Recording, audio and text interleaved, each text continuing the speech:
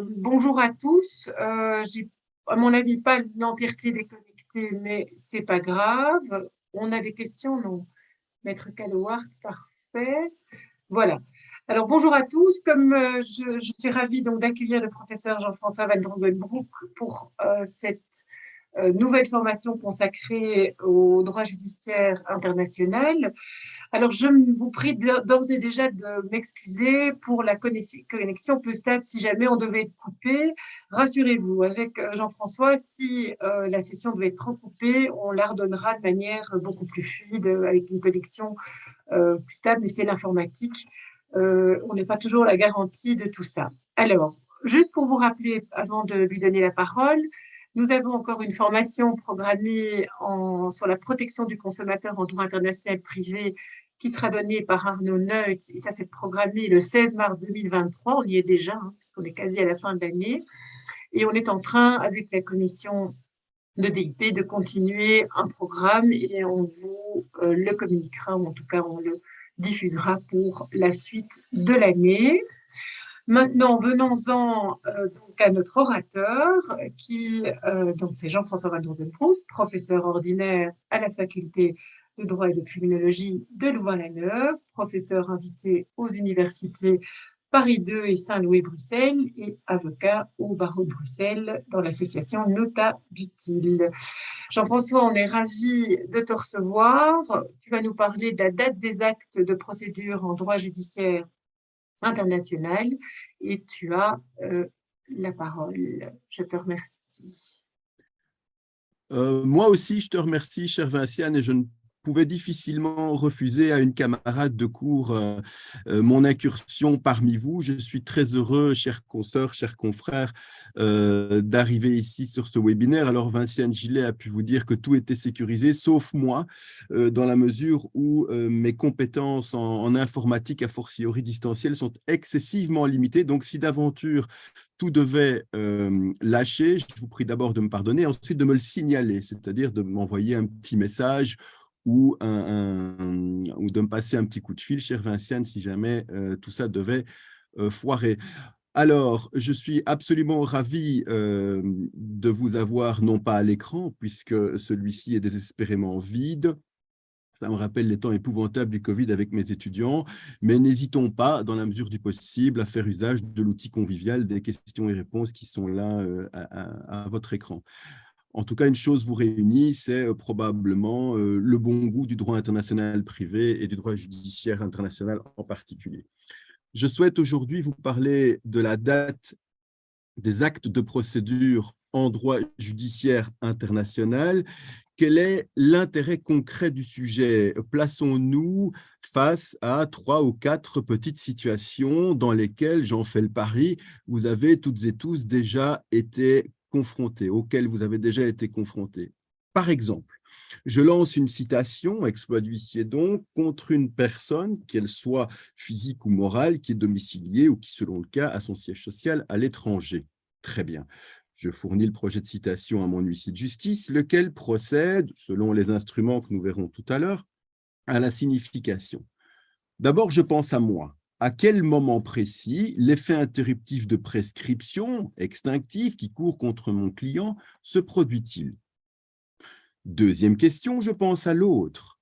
Quel est le point de départ du délai de citation qui est ainsi imparti à mes défendeurs lorsqu'ils se verront signifier l'exploit, qu'il s'agisse d'un délai de citation normal, 8 jours, abrégé en référé, 2 jours, et comme il s'agit d'un défendeur domicilié à l'étranger, ces délais étant eux-mêmes prorogés. Très bien, mais à partir de quand, très concrètement, ces délais, qui, je vous le rappelle, sont prescrits à peine de nullité, courent-ils?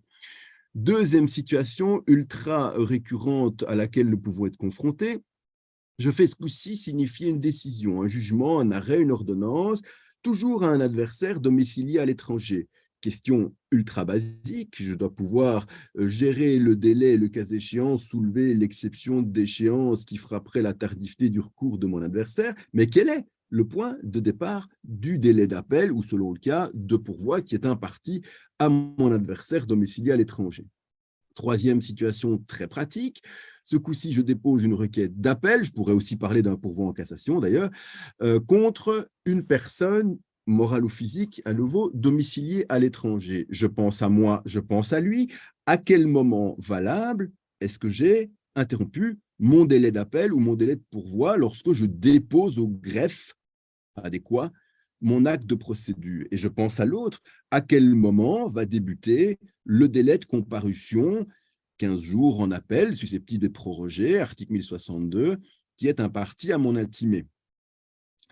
Quatrième situation concrète, qui est un petit codicile que je vous ai réservé, qui n'est pas tout à fait dans la même veine que les 3 premiers casus, c'est ce que j'appelle la course à l'échalote, que mes camarades familialistes ou spécialistes de droits intellectuels connaissent fort bien. Qu'en est-il en cas de litispendance et de connexité internationale? Je songe notamment au règlement Bruxelles 1 bis, au règlement Bruxelles 2 ter, mais il n'y a pas que, qui prévoit en cas de connexité et de litispendance européenne que la juridiction première saisie l'emporte, en gros, sur la juridiction seconde saisie. Parfait, mais à quel moment, très concrètement, on peut considérer qu'une juridiction est la première saisie et que l'autre sera la seconde saisie? Voilà pour l'intérêt pratique du sujet. Je pense ici parler à des convaincus. Quelle est à présent l'actualité de ce sujet? Pourquoi ai-je exhumé ce thème quand Vinciane et moi avons convenu que j'aurais le plaisir d'intervenir parmi vous?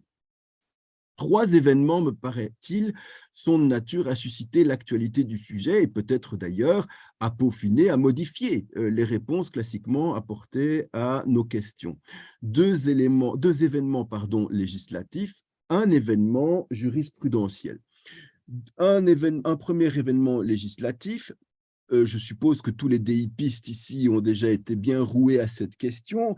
Le 1er juillet 2022, entrera en vigueur le règlement de l'Union numéro 2020-1784, qui, comme vous le savez toutes et tous, est le successeur refondant, ou refondu, c'est comme vous voulez, du règlement signification et notification des actes judiciaires et extrajudiciaires, le règlement 1393-2007. Donc, première raison de s'en préoccuper aujourd'hui, la toute récente entrée en vigueur d'un des instruments fondamentaux que je vais aborder aujourd'hui avec vous. Deuxième élément, j'allais dire, quasi ou para-législatif, vous avez toutes et tous suivi cette petite saga, ces petits coups de tonnerre, 2 arrêts de la Cour constitutionnelle très récents, respectivement des 10 février et 30 juin 2022. La Cour constitutionnelle censure les lacunes affectant notre code judiciaire quant à l'indication des voies de recours et des modalités de celles-ci. La Cour constitutionnelle a mis en demeure, si je peux parler comme ça, notre législateur fédéral, de revoir sa copie au 31 décembre 2022. Au 31 décembre 2022, sans trop trahir ici de secret, le législateur fédéral prévoira, je peux vous l'annoncer, que les voies de recours, donc y compris les délais de recours, y compris les points de départ des délais de recours, devront figurer sur les exploits et les plis judiciaires, en ce compris les exploits d'huissier et les plis judiciaires à vocation transfrontalière. Donc, quand je vous dis ici le casus numéro 2, je reviens un petit peu plus haut, nous sommes ici, je fais signifier un jugement arrêt à mon adversaire domicilié à l'étranger, mon huissier ou mon greffier devront adapter leur communication à l'indication du point de départ correct. Fort bien, encore faut-il pouvoir l'identifier avec un maximum de précision et de sécurité, ce fameux point de départ. Et le troisième élément de nature à susciter l'actualité du sujet, c'est un arrêt de la Cour de cassation, première chambre française, publié relativement récemment, qui, nous allons le voir, je ne vais pas trop trahir le suspense, est à mon sens le dernier élément, le dernier chaînon qui manquait pour la consécration définitive de ce qu'on appelle entre processualistes la théorie de la double date, c'est-à-dire un acte de procédure induit de date, l'une pour celui qui requiert la signification ou la notification de l'acte de procédure, et une autre date, par hypothèse plus lointaine, qui concerne les effets juridiques affectant le destinataire d'un exploit ou d'un pli. la Cour de cassation censure une dernière fois, à mon avis, et de manière heureuse, l'inéquité de l'article 40 du Code judiciaire. Donc, 3 raisons de nous en préoccuper. Alors, comme petit apéro, si je peux dire, avant qu'on comprenne les questions jadis controversées que pose le DIP, mettons-nous en jambes, si je peux dire, ou en appétit, avec les mêmes sagas, mais telles qu'elles ont sévi jadis en droit international privé, donc dans les limites de nos frontières. Je vous rappelle que pendant des décennies a prévalu la thèse dite de l'expédition, c'est-à-dire, quels que soient les effets, que l'on parle de celui qui requiert une signification ou une notification, ou celui à laquelle ces communications sont destinées, réponse unique, c'est l'envoi qui compte. Souvenez-vous de cette saga, la Cour de cassation a toujours, durant toute une époque, considéré que c'était l'envoi du pli judiciaire qui, tant à l'égard du requérant du pli que du destinataire du pli, marquait la date de ce pli. C'est évidemment très commode, hein, c'est le fameux cachet de la poste qui fait foi pour tout le monde. Sauf que cette théorie, et malgré toute la simplicité qui lui était concédée, était tantôt un petit peu, tantôt gravement attentatoire au droit de la défense, puisque le destinataire du pli voyait un délai de procédure, parfois relativement court, on songe au référé, courir à l'insu de son plein gré. Hein. Donc, la Cour constitutionnelle, par son arrêt du 17 décembre 2003, est venue rompre une première lance en stigmatisant la thèse de l'expédition en ce qu'elle concerne le destinataire de la notification supplie judiciaire. Cette lecture des dispositions du Code judiciaire était inconstitutionnelle. La Cour de cassation, après un petit baroud d'honneur ou de déshonneur, je n'en sais rien, a maintenu la théorie de l'expédition et par un très bel arrêt du 23 juin 2006, la Cour a fini, assez vite d'ailleurs, sous les conclusions conformes de l'avocat général André Henquez, de rallier la thèse de la Cour constitutionnelle.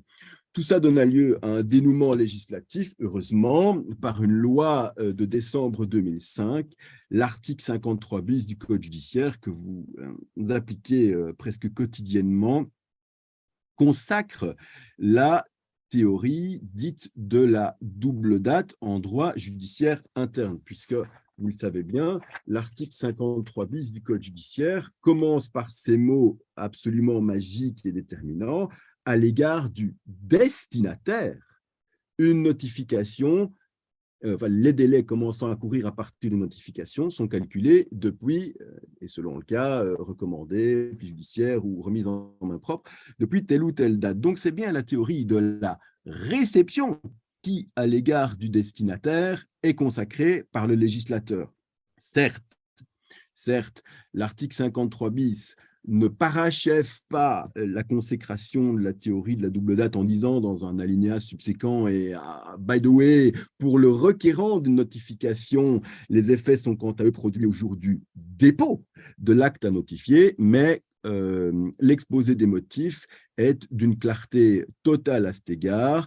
À l'égard du requérant, c'est bien le jour du dépôt de l'acte à notifier que l'acte sortit ses effets, tandis qu'à l'égard du destinataire, comme le texte l'indique, c'est au jour de la réception que ce même acte produira ses effets juridiques. Un exemple parmi plein d'autres, et la doctrine et la jurisprudence sont désormais ultra constantes là-dessus. Prenons le cas de nos requêtes contradictoires ou de nos requêtes conjointes. Mais voilà un arrêt parmi beaucoup d'autres. Je vous dis de la Cour de cassation du 13 novembre 2017. Voici une requête bilatérale, contradictoire, je ne sais pas moi, en matière de bail par exemple, ou en matière sociale par exemple. Une requête contradictoire, disais-je, qui est déposée au greffe et puis notifiée. 2 effets, parce que 2 parties. Le requérant, le demandeur qui dépose sa requête, jouit d'un effet interruptif de prescription, je songe au droit social, au droit du travail courte prescription, jouit de son effet interruptif au moment précis du dépôt de sa requête au greffe. Variante, si cette requête est, comme le texte du Code judiciaire le permet, envoyée par recommandé au greffe, c'est bien au jour de l'envoi du pli recommandé au greffe que l'effet interruptif se produit. Gardez bien vos enveloppes, gardez bien vos cachets postaux. Autre variante, modernité oblige, le jour d'un dépôt sur e-déposit de Marquette, c'est bien au jour où vous vous téléchargez votre document que se produit l'effet interruptif de la prescription extinctive courant contre votre client. On passe de l'autre côté de la barre, si je peux dire comme ça. Le défendeur, quant à lui, verra le délai d'attente, le délai de citation, le délai de requête, huitaine ou plus si jamais il y a prolongation, courir à partir, je cite, du jour où le pli recommandé a été présenté à son domicile, ou le troisième jour ouvrable qui suit ce jour-là, s'il s'agit d'un pli recommandé simple. Vous m'avez compris, la théorie de la double date, aujourd'hui, jouit d'une parfaite pérennité en droit judiciaire privé. C'est une autre paire de manches, alors, pour le sujet du jour, c'est-à-dire les notifications et les significations transfrontalières, internationales, transeuropéennes, enfin, on appelle ça comme on veut. On a donc la théorie de la double date bien en vue dans notre petit apéritif interne. Le problème fondamental, c'est le Code judiciaire belge lui-même. Si vous prenez, quel que soit l'instrument applicable, les règlements européens, la Convention de La Haye, on verra ça tout à l'heure, quel que soit l'instrument applicable, on tombe, hélas, sur l'article 40, alinéa 1er du Code judiciaire, c'est-à-dire la signification qui est faite par l'huissier, évidemment, sous pli recommandé à la poste envers quelqu'une qui a son domicile ou sa résidence à l'étranger. OK, ça se fait par voie postale. Et alors vient la dernière phrase de ce premier alinéa de l'article 40, celle que j'ai fleutée en rouge, qui nous dit que la signification est réputée accomplie par la remise de l'acte au service de la poste contre le récépissé de l'envoi dans les formes prévues au présent article. Fin de citation. Vous avez reconnu, en fait, la jurisprudence de la Cour de cassation avant toute cette saga en droit interne, c'est à l'égard des deux parties, nous dit l'article 40, alinéa 1er, la date de la remise de l'acte au service de la poste qui marque la date de l'exploit de citation avec en filigrane une lésion des droits de la défense du destinataire. Lésion d'autant plus importante que le COCO est encore plus loin que le défendeur belge puisque par hypothèse, il est ou elle est domiciliée à l'étranger. C'est là que le bas blesse et c'est ici que j'ai à vous exposer les pistes de remédiation que ce problème a trouvé. Et alors, il faut, en bon déipiste que vous êtes, jalonner ces réponses en 3 temps, puisqu'il y a 3 possibilités de situations à prendre, selon l'instrument international applicable. Ces 3 situations, je les annonce, ABC. 1, les règlements européens s'appliquent rationnés, temporis, personae et matériae. 2, si les règlements européens ne s'appliquent pas, peut-être la Convention de La Haye, notification, signification de 65 s'appliquera-t-elle. 3, catégorie fourre-tout, si aucun de ces règlements européens ou aucune convention internationale du type La Haye s'applique, à titre résiduel, le Code judiciaire et son vilain article 40. Commençons par la situation intra-européenne. Je vous rappelle, c'était mon propos introductif, que les règlements européens signification, notification sont au nombre de 3, se sont succédés dans le temps à la faveur de 2 refontes.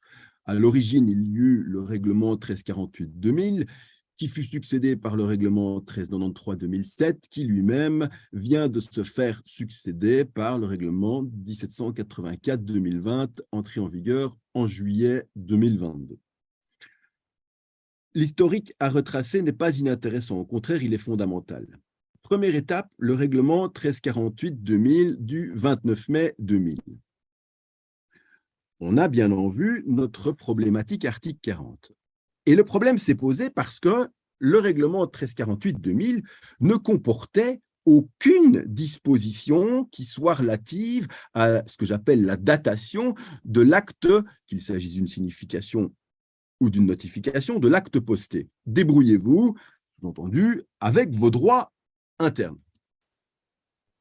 Et donc, le justiciable et le praticien belge s'est retrouvé confronté avec son vilain article 40 du Code judiciaire qui est attentatoire au droit de la défense du destinataire et à ce titre discriminatoire. Vous avez toute la saga interne en tête. Heureusement, et à nouveau, la Cour, à l'époque d'arbitrage, intervient dès le 29 mars 2006, son arrêt 48-2006, pour sanctionner, c'est-à-dire décréter l'inconstitutionnalité de l'article 40 alinéa 1er, en cela que cette disposition, l'article 40, trouverait à s'appliquer dans la foulée en complément du règlement 1348-2000. Donc, chaque fois que ce règlement trouvait à s'appliquer, c'est-à-dire qu'une signification était opérée par voie postale avec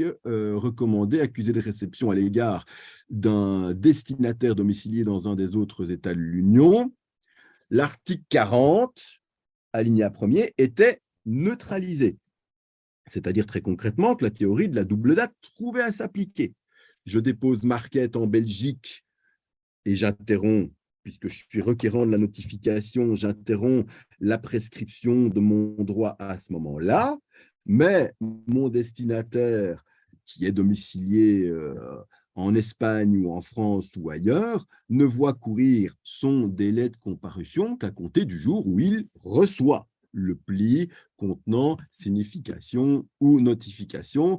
Merci à la Cour d'arbitrage d'avoir restauré la dignité du règlement et donc du droit belge dans la foulée.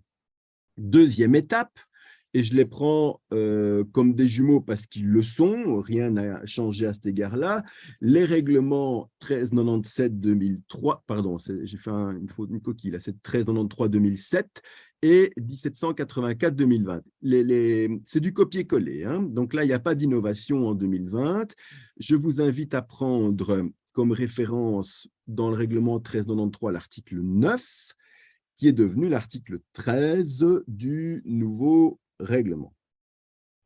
Et là, enfin, une précision est fournie quant à la datation d'un acte à signifier ou à notifier de manière transfrontalière. Je dis une précision est donnée, oui, mais vous allez voir, ce n'est pas pour autant la consécration littérale de la théorie de la double date. N'allons pas trop vite.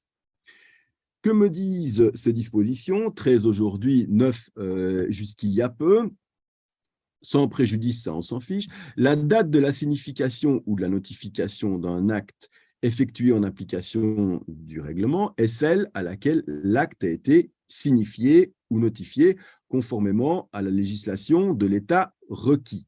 Ça signifie donc que la datation est faite en application de la loi à laquelle est soumis le destinataire du pli.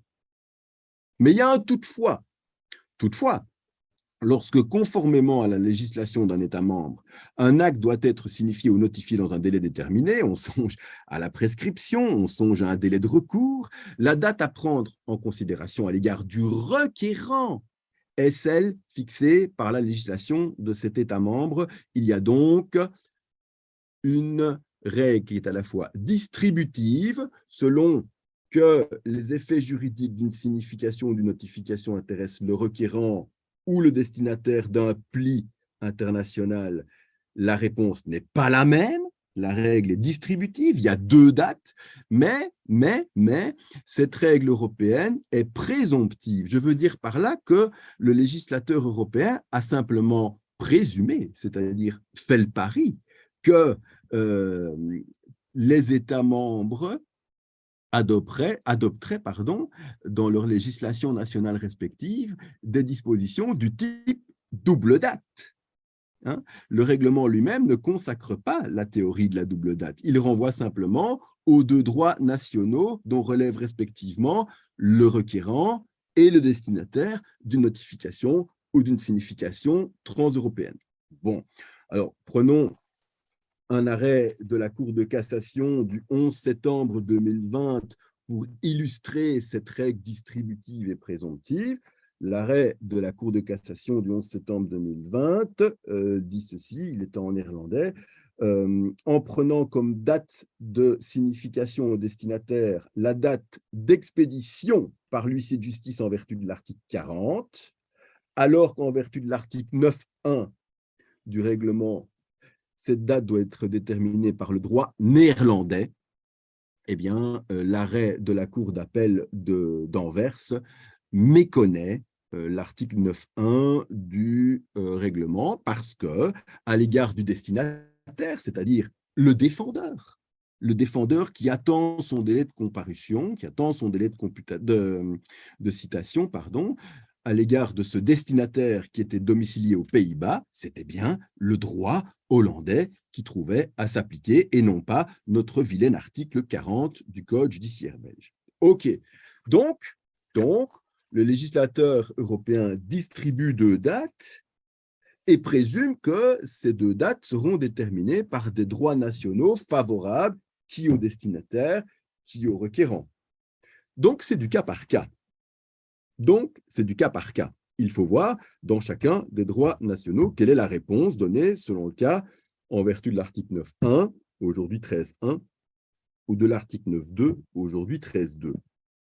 À l'égard du destinataire d'un pli, on songe au destinataire d'une citation à comparaître ou d'une requête bilatérale à comparaître, on va donc prendre l'article 9, aujourd'hui 13.1. Point de départ du délai de citation, de comparution au degré d'appel, point de départ d'un délai de recours si je fais signifier un jugement ou un arrêt. On espère que le droit national de l'État requis aura une solution favorable, c'est-à-dire théorie de la réception. Un bon exemple à suivre, à cet égard-là, parmi les 27 législations aujourd'hui en place, c'est l'exemple français, il ne faut pas aller bien loin. Vous prenez le nouveau code de procédure civile français, il comporte, vous le voyez dans mon slide, un article 647.1 à l'égard de celui qui requiert une signification ou une notification, c'est-à-dire dans mon exemple un demandeur, c'est bien la date de l'expédition qui compte. À quel moment, très exactement, ai-je expédié, confié à la poste, confié à mon huissier, ma requête ou ma citation. Tandis que l'article 664.1 du même Code de procédure civile prévoit qu'à l'égard du destinataire, c'est bien le jour où il reçoit le pli international qui comporte citation ou requête à comparaître. En d'autres termes, le droit français est complètement dans les clous de la théorie de la double date et donc on se réjouit de pouvoir appliquer le droit français dans ce cas-là. Retour en Belgique et retour à notre problème belge, c'est-à-dire notre peu sympathique article 40, alinéa 1er, qui, quant à lui, ne distribue rien du tout, prévoit des légers lata, c'est ma petite phrase en rouge, qu'à l'égard de tout le monde, c'est l'envoi, la remise au service de la poste qui vaut date du pli international, de la citation ou du pli judiciaire international. Heureusement, nous avons des jurisprudences qui neutralisent cette théorie imparfaite de l'expédition, puisqu'elle ne ménage pas les droits de la défense du destinataire. Alors, c'est neutralisé non pas par le texte, hélas, j'y reviendrai, mais par un conglomérat de bons arrêts, on va dire, qu'on va extrapoler. Mon arrêt 48-2006 du 29 mars 2006, qu'on a vu là tout à l'heure, puisque cet arrêt fut rendu au regard de l'ancêtre, si je peux dire, c'est-à-dire le règlement 1348, on va évidemment extrapoler sa solution à la lumière des règlements qui lui ont succédé. On peut également extrapoler un arrêt de la Cour de cassation que je vais voir là dans un instant du 21 décembre 2007 qui, quant à lui, fut rendu à l'aune de la Convention de La Haye qui dit la même chose, double date, condamnation de l'article 40, et aujourd'hui un arrêt par lequel j'ai introduit le propos là tout à l'heure, à l'apéritif, du 28 janvier 2021, qui condamne lui aussi l'article 40 lorsque cet article 40 trouve à s'appliquer de manière résiduaire, c'est-à-dire lorsqu'aucun instrument international ne trouve à s'appliquer. Donc je crois qu'on est vraiment en bonne compagnie avec deux arrêts de cassation, un arrêt de cour constitutionnelle qui sont très, très, très, très proches, pour ne pas dire jumeaux, de notre cas, pour dire en droit belge, la théorie de la double date trouve à s'appliquer au regard des règlements européens 1393-2007 et 1784-2020, c'est-à-dire, revenons-y, à l'égard du destinataire, c'est bien la réception en main, possible réception du pli qui compte, à l'égard du requérant, c'est le dépôt de ce même pli, cet envoi qui compte. Je donne d'ailleurs un exemple conforme à tout ce que je viens de vous raconter, un arrêt de la troisième chambre de la Cour de cassation, 15 juin 2015, avec les conclusions conformes de l'avocat général Van der Linden, double date s'il s'agit d'appliquer le règlement européen 1393-2007. Nous sommes donc là en bonne compagnie, ce qui d'ailleurs trouve le confort et le renfort d'une doctrine presque unanime. J'en viens à une deuxième situation juridique. Les règlements européens 1393-2007 ou 1784-2020 ne trouvent pas à s'appliquer parce que tout simplement sont aux prises de justiciables, l'un ressortissant de l'Union européenne et domicilié à ce titre sur un des 27 territoires, et l'autre non. Bon, les règlements européens sont bien faits puisqu'ils passent la main, si j'ose dire, à la Convention de La Haye du 15 novembre 65. Lorsqu'il s'agit, je vais reprendre le texte, mais lorsqu'il s'agit d'une signification ou d'une notification pratiquée dans ou au départ d'un État non membre de l'Union européenne, alors il convient d'appliquer la Convention de La Haye du 15 novembre 65 et des multiples ou différents, en tout cas, modes de signification et notification qu'elle prévoit. Notre question se pose, quelles sont les dates auxquelles un pli de signification ou de notification internationale se produit sous l'angle, en vertu, sous l'empire de la Convention de La Haye de 65.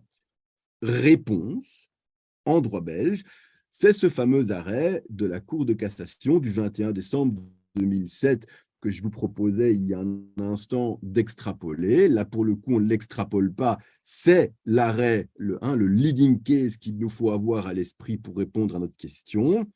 Lorsqu'une convention, c'est-à-dire la Convention de La Haye, règle les modes de transmission des actes judiciaires, il y a signification, on souligne, à l'égard du destinataire au moment de la remise de l'acte à ce fameux destinataire.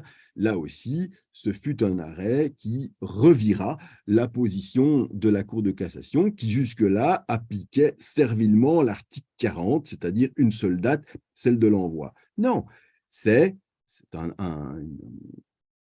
un des nombreux succédanés de l'arrêt Le Ski, la Cour de cassation, ici en 2007, constate que l'article 40 du Code judiciaire est contraire à l'article 6 de la CEDH à l'égard du destinataire. Donc, neutralisation de l'article 40, donc théorie de la double date, avec comme conséquence, c'est ce que je mets ici sur le slide, si vous êtes requérant, d'une notification. Vous déposez, par exemple, une requête où vous procédez à une signification de citation, l'effet interruptif de la prescription extinctive qui court contre votre client ou l'interruption de votre délai d'appel, par exemple, quand se produit-il? Réponse au jour où vous envoyez l'acte à signifier ou à notifier à l'autorité centrale Convention de la Haye ou à votre huissier de justice. Tandis qu'à l'égard du destinataire de votre citation, de votre requête ou de votre requête d'appel ou du pourvoi en cassation, les effets juridiques qui intéressent ce destinataire se produisent non pas au jour de l'envoi de ce pli, comme dirait l'article 40, mais au jour de la remise de cet exploit ou de ce pli judiciaire entre les mains de ce destinataire. La théorie de la double date prévaut donc, et on s'en réjouit, sous l'empire de ce deuxième instrument qui est la Convention de la Haye. Et arrive ce que j'appelais le dernier maillon de la chaîne, le plus problématique, et qui jusque-là était resté en friche dans la jurisprudence et de la Cour constitutionnelle et de la Cour de cassation, quid lorsque aucun instrument international ne trouve à s'appliquer. Ce fut le cas tranché par l'arrêt de la Cour de cassation du 28 janvier 2021. Pour la petite histoire, impossible de savoir, et dans l'arrêt et dans le pourvoi en cassation de notre consoeur Michel Grégoire, où était domicilié le destinataire. Tout ça a été biffé, RGPD oblige, ou en tout cas peut-être un excès d'anonymisation. Dieu sait où étaient les destinataires. En tout cas, je peux vous le garantir, ils étaient ailleurs que dans le giron des règlements européens et de la Convention de la Haye. Bref, donc il fallait appliquer l'article 40, alinéa 1er du Code judiciaire, dans toute sa pureté, ou plus ou moins, au contraire, dans toute son impureté. Et c'est là que la Cour de cassation donne le dernier coup de grâce, puisqu'elle énonce, toujours, jurisprudence le ski, au nom de la supériorité de l'article 6 de la CEDH, c'est-à-dire les droits de la défense et le droit d'accès au tribunal, l'article 40 alinéa 1er du Code judiciaire restreint de manière disproportionnée le droit du destinataire à introduire un recours, puisque ce destinataire est exproprié, privé d'une partie de son délai d'appel ou de son délai de cassation par le jeu de l'application mécanique de cet article 40 qui est insuffisant. Il est parfait pour le requérant, il est non constitutionnel et contraire à la CEDH pour ce qui concerne le destinataire. Résultat des courses, à la lumière de ce très récent arrêt, théorie de la double date, ainsi que nous l'avons vu, à la lumière des deux premiers instruments, c'est-à-dire à l'égard du destinataire d'un pli judiciaire ou d'un exploit de signification soumis au seul code judiciaire, c'est le jour de la remise du pli ou de l'exploit que cet acte de procédure internationale sortira ses effets. Droit de la défense oblige. Tandis qu'à l'égard du requérant, celui qui dépose sa requête, celui qui forme sa citation, eh bien, c'est au jour de l'envoi, ainsi que nous l'indique un arrêt de la Cour de cassation du 24 septembre 2008, c'est au jour de l'envoi du dépôt de son pourvoi en cassation que le demandeur en cassation respecte son délai de pourvoi qui était de 3 mois en l'espèce. Donc, aujourd'hui, si vous suivez ces actualités jurisprudentielles, surtout, vous aboutissez à la conclusion qui, me semble-t-il, est heureuse, est équilibrée, d'une consécration désormais totale, irrévocable de la théorie de la double date, à chacun ses effets selon ses intérêts. Bon, ce serait plus propre, je ne sais pas s'il y a des parlementaires parmi vous ou s'il y a parmi vous des consoeurs et des confrères qui ont l'oreille de parlementaires, ce serait quand même plus propre à la française, je dirais, d'aller coucher tout ça dans le texte et de rajouter 4 petits mots ou 5 petits mots dans l'article 40, alinéa 1er du Code judiciaire, en disant comme, donc je reprends la phrase ici, que c'est à l'égard de telle partie, c'est-à-dire du requérant, à l'égard du requérant, la signification est réputée accomplie par la remise de l'acte. Et avec ce petit ajout, il y aurait en creux, exactement comme dans l'article 53 bis, la théorie de la double date. Voilà, ce serait plus propre, même si je suis absolument convaincu qu'avec nos arrêts de cours constitutionnels et de cours de cassation, le raisonnement qui est juste, qui est équilibré, est aujourd'hui suffisamment blindé, mais ce serait peut-être plus propre d'avoir cet ajout des légers ferenda. Je vous avais promis, quelle heure est-il? Tout va bien. Un petit codicile, mais qui lui aussi concerne la question de la date en droit judiciaire international. C'est lorsqu'il s'agit de déterminer la date de la saisine, et en particulier la date de la première saisine, lorsque se présente une situation de connexité et de litispendance, internationale, bien connue des familialistes ou des spécialistes de la propriété intellectuelle, mais pas que.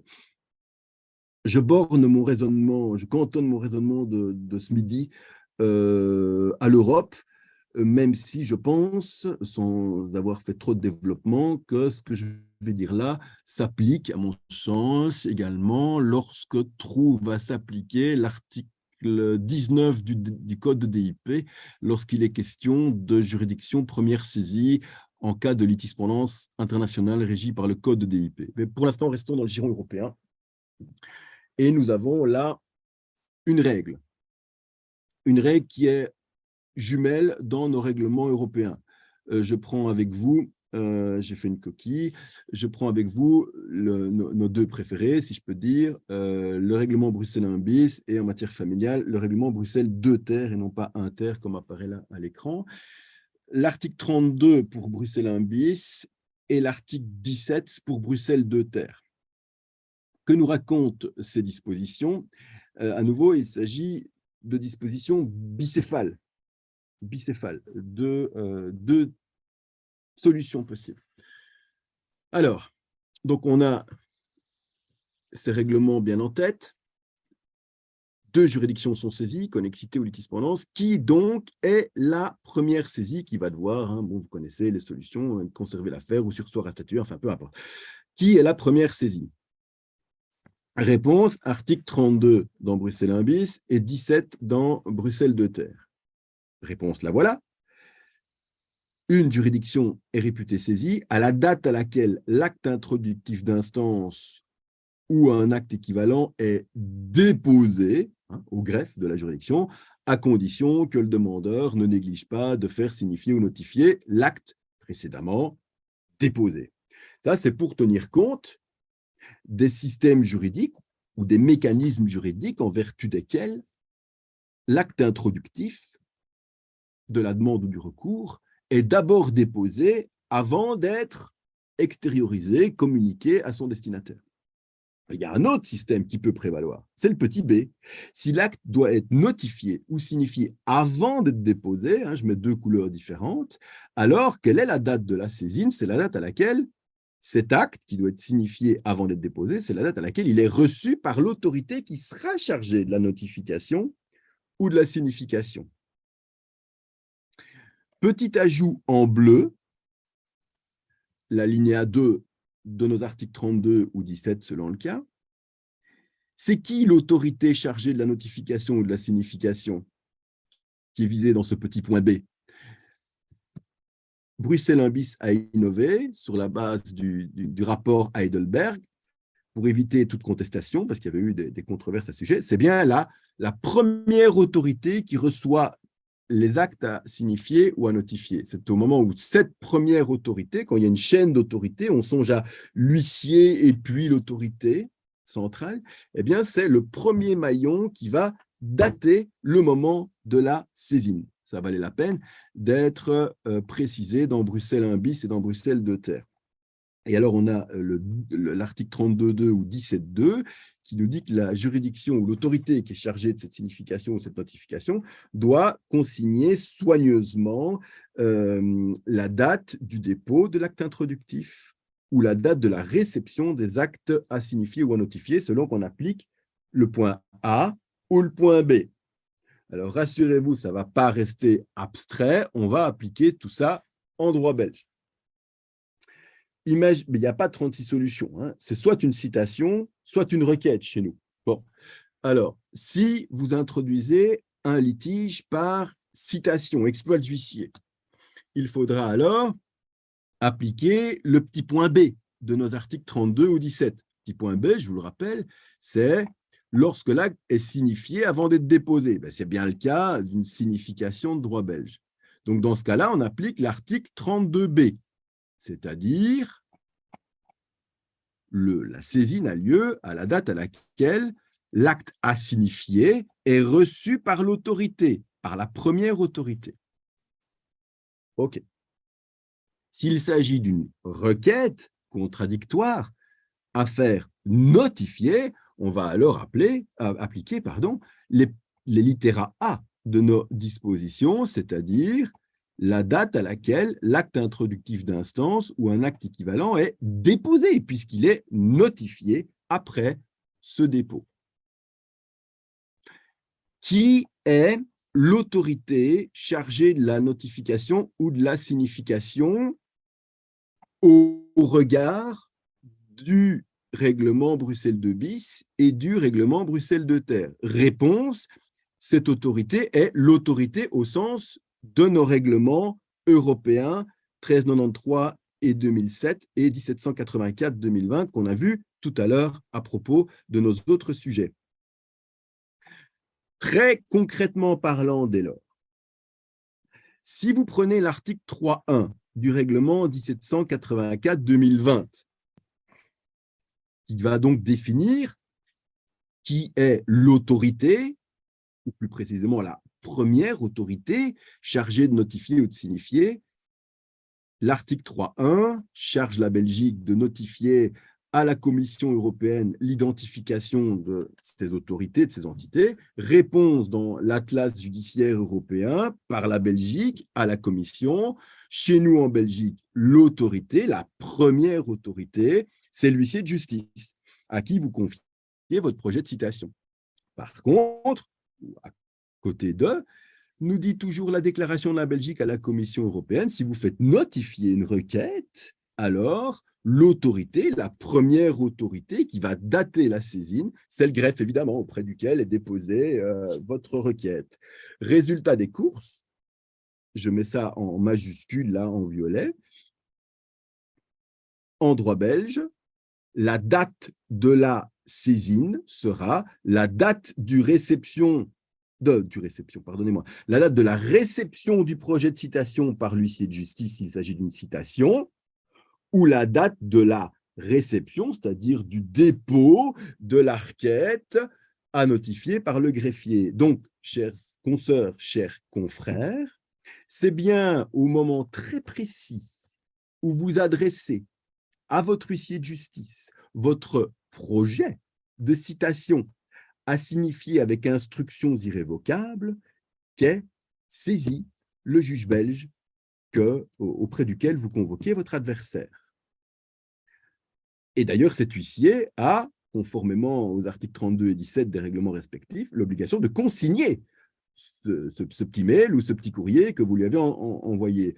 Autant vous dire, le diable se cache dans les détails, que ce courrier doit être d'une limpidité et d'une concision irréprochable. N'allez pas ajouter quoi que ce soit d'autre, puisque ce courrier est susceptible d'être produit en justice si d'aventure il y a contestation sur la datation de la saisine de votre juge en particulier. Et d'un autre côté, si vous procédez à une notification sous pli judiciaire européen, c'est bien le jour où le greffier reçoit votre requête à notifier, dépôt, ou y déposite, que sera saisi le juge belge qu'ainsi vous avez saisi par votre acte introductif. Madame la Présidente, chère Vinciane, j'en ai terminé. J'ignore parfaitement si le timing est respecté. J'ai le sentiment confus que oui, mais je suis maintenant tout oui à vos questions, réactions, critiques, enfin tout ce que ça appellera. Écoute, c'est parfait. Voilà, on n'a pas été coupé, donc c'est formidable. Et ton exposé était très clair. Je ne sais pas s'il y a des questions, parce que ça n'a pas arrêté d'augmenter dans les participations.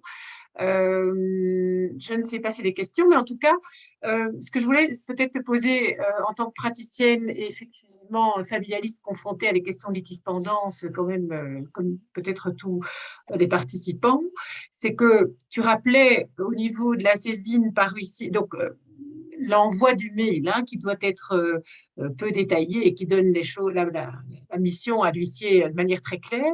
En réalité, tu sais, on a des cas de litispendance même avec les heures.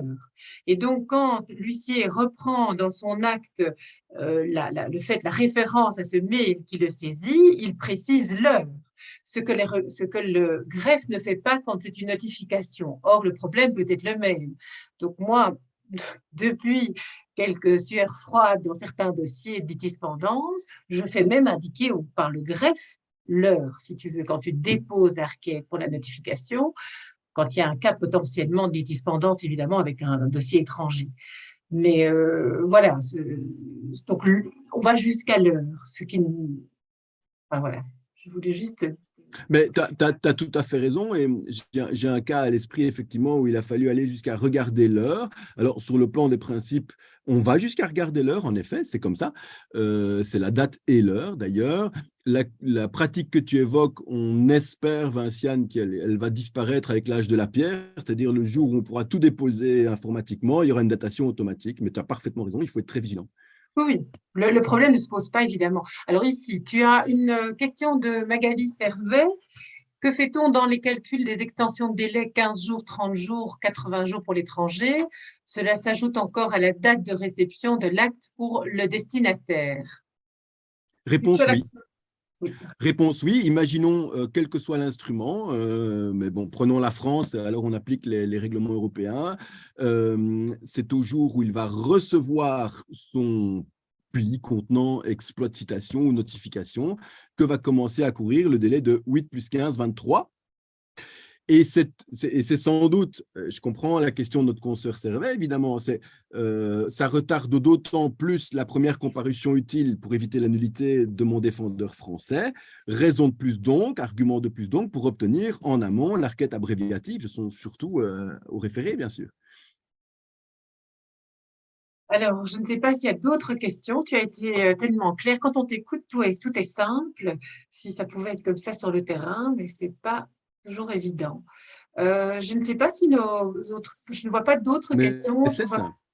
Oui, tout est simple, effectivement, quand on t'écoute. Alors, apparemment, voilà, tu vois, cette prestation a été exemplaire puisque nous n'avons pas de questions. J'ai pas de main levée. Je ne sais pas si tu en vois. J'avais une question de Maître Servet. Non, j'ai dans les questions-réponses, je crois que tu as tout fait, tout vu. Oui, J'ai pas de petite main qui se lève, non? donc voilà. Écoute, on va pouvoir. Tu as été parfaitement dans les temps on a encore largement de quoi. Voilà, s'il n'y a pas de questions, on va pouvoir clore cet exposé en vous rappelant que donc il sera normalement mis en ligne sur la chaîne YouTube du barreau de Bruxelles avec un accès pour revoir la formation, que les slides seront transmis aux participants et que nous, on vous convie. Vinciane, si je peux t'interrompre. Oui, Pardon, Vinciane. dis-moi. J'ai rectifié deux, trois petites coquilles sur les slides par rapport à ce que je t'ai communiqué ce matin. Donc, laisse-moi peut-être te renvoyer la Oui, version propre, d'accord? parfait, sans problème. De toute façon, il n'y a pas d'urgence. On les transmettra quand tu pourras nous les transmettre. Et voilà, la prochaine formation était inscrite dans la discussion, donc c'est le 16 mars 2023. Je pense qu'il y en aura peut-être une entre les deux, mais sinon, en tout cas, on prépare la suite du programme pour 2023. On remercie notre orateur de sa participation, même si les écrans, ce n'est pas toujours agréable. On espère pouvoir faire des formations en présentiel, mais ça simplifie pour les avocats de pouvoir se connecter et de revoir surtout le principe, tu sais, de la rediffusion du replay ici en DIP.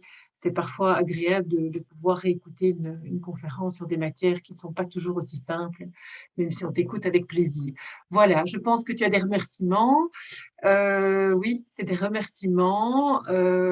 Voilà, merci beaucoup, parfait, merci. Eh bien, Jean-François, avec plaisir, quand tu veux, si tu as un sujet, j'ai bien entendu ton message pour les petites corrections de texte. Si je sais faire quelque chose, je le ferai. Oui, Je ne sais pas s'il y a oui, des de grâce, oui. participants qui peuvent le faire, voilà. Et puis, ça aide les praticiens aussi que les textes soient corrigés. Ça permet d'éviter des recours et d'aller en cassation, même si on gagne. On n'est pas encore de procédure qui rembourse les frais, comme certaines institutions internationales. Voilà, plaisir, merci. Merci à tous. Bonne continuation et au plaisir de vous retrouver lors d'une prochaine formation. Voilà, bonne journée à tous. Merci Jean-François. Bonne continuation. Merci beaucoup, Vinciane, à toutes et Oui, tous. À bientôt. au revoir.